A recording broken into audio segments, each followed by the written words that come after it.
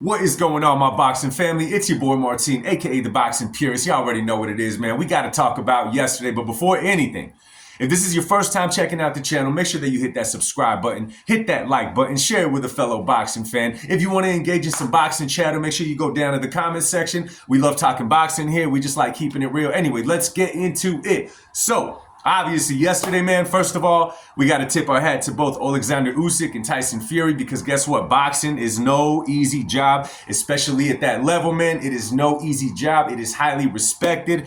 Much love to both fighters, and we thank them for giving us such a performance. 24 rounds of boxing. It has been amazing. However, after the first fight, okay, and then let's backtrack a little bit. Do you guys remember after the first fight, how it went down, how the scoring went, how the actual fight went? Tyson Fury's size and mobility in that first fight is what made him control the first half of that fight, or at least the majority of the first half of that fight, right?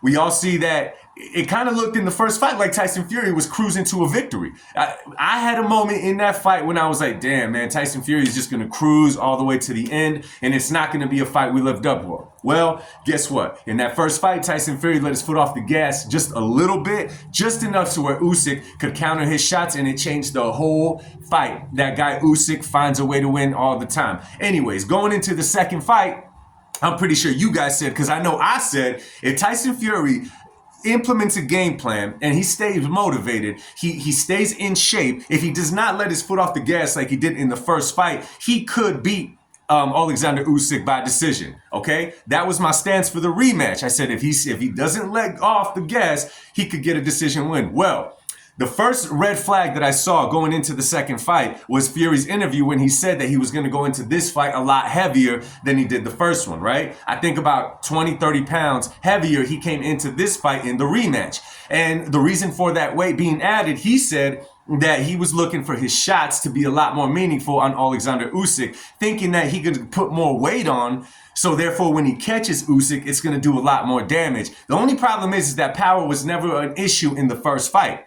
His length, his mobility, because of how big he is, all that is what ultimately gave Alexander Usyk problems in the first fight. So the first red flag I saw was that, the added weight, because Fury's never been a knockout artist, right? It's his size and mobility and boxing ability that gives everybody hell and would give everybody hell of any era because it's so rare. Okay, that's the first thing. Second, that face-off that lasted about 3 months, right? It lasted forever. You know what I'm saying? You could have taken a nap, got coffee, got lunch, caught back, and these dudes are still locked into each other. How emotional Tyson Fury got after that stare down is what I was noticing. You see, this is one thing about Tyson Fury. His greatest strength, in my personal opinion, has always been his character and his ability to get into his opponent's heads.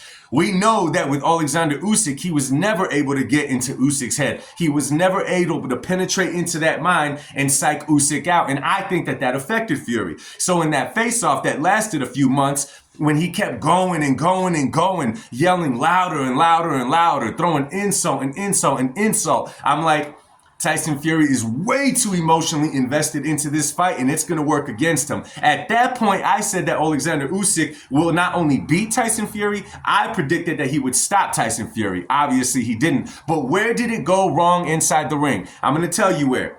Adding weight worked against a fighter like Deontay Wilder, who's not a skillful boxer. You know what I'm saying? He's not a skillful boxer. He doesn't know how to fight going forward, coming back. He knows how to throw bombs, and that's it. Well, at its size, leaning on a fighter like that, a fighter that doesn't know how to get out of the way, doesn't know how to move in the clinch, doesn't know how to do nothing, you could lean on a fighter like that and weigh him down. You could lean on a fighter that weigh him down and end up stopping him later in the fight with your shots. What you forgot is that you were not in the ring with Deontay Wilder. You were in the ring with a damn big Lomachenko, a technician, a guy that always finds the way to win. So what you saw very early in the fight, Fury's success came when he was kind of mobile. And why did he go back to being mobile if he added all that weight? Because he quickly saw that Usyk had an answer for his bully style of fighting if that's the way that he was intended to go in the fight.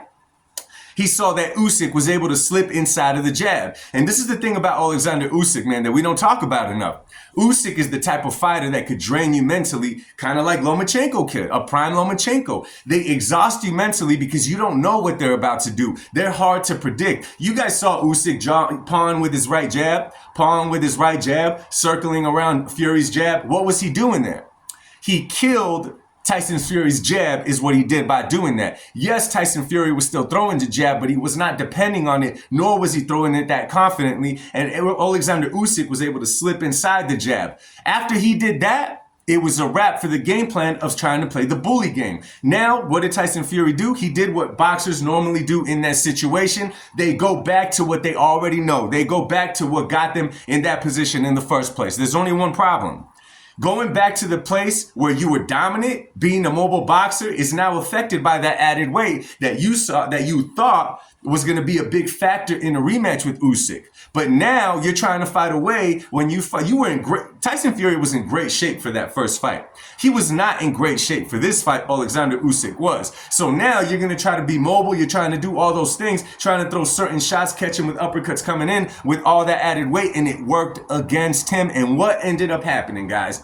He made it an easier night, not an easy night, an easier night for Alexander Usyk inside that ring, because that was just the wrong game plan. It was completely wrong. They should have had a plan B. The added size should have never, ever been something that was in the corner, in the game plan for a fight of this magnitude. You're fighting at an elite level.